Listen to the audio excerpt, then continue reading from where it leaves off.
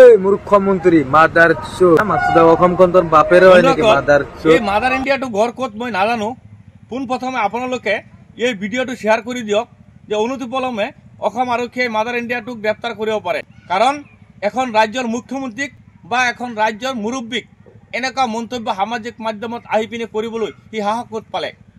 ৰাজ্যৰ মুখ্যমন্ত্ৰীৰ কিবা কৰ্ম মোৰ পছন্দ হোৱা নাই মই বেলেগ ধৰণে প্ৰতিবাদ কৰিব পাৰিম কিন্তু সামাজিক মাধ্যমত আহিবি নাই ই এনেকা কুমন্তব্য এনেকা অপব্যৱহাৰ সামাজিক মাধ্যমত মোৰ হিচাপত কেতিয়াও গ্ৰহণযোগ্য নহয় আপোনালোকে যোনে জোৰ পৰা চাইছে ভিডিঅ'টো শ্বেয়াৰ কৰি দিয়ক অনতিপলমে অসম আৰক্ষীয়ে গ্ৰেপ্তাৰ কৰিব লাগে গ্ৰেপ্তাৰ কৰি পেলাই ইয়াক কঠোৰতকৈ কঠোৰ শাস্তি দিব লাগে মই মুখ্যমন্ত্ৰীৰ বিৰুদ্ধে প্ৰতিবাদ কৰোঁ কিন্তু এনেকা অপব্যৱহাৰ এনেকা অকথ্য বাক্য সামাজিক মাধ্যমত এখন ৰাজ্যৰ মুখ্যমন্ত্ৰীক লৈ পিনে মই কেতিয়াও নকৰোঁ আৰু আপোনালোকেও কোনেও নকৰিব আৰু ইয়াক এনেকা শাস্তি দিব লাগে 7 জনম পাৰ হ'লেও যে এনেকা মন্তব্য সামাজিক মাধ্যমত এখন মুখ্যমন্ত্ৰীক বা এখন মুৰব্বীক কেতিয়াও কৰিব নোৱাৰে ধন্যবাদ।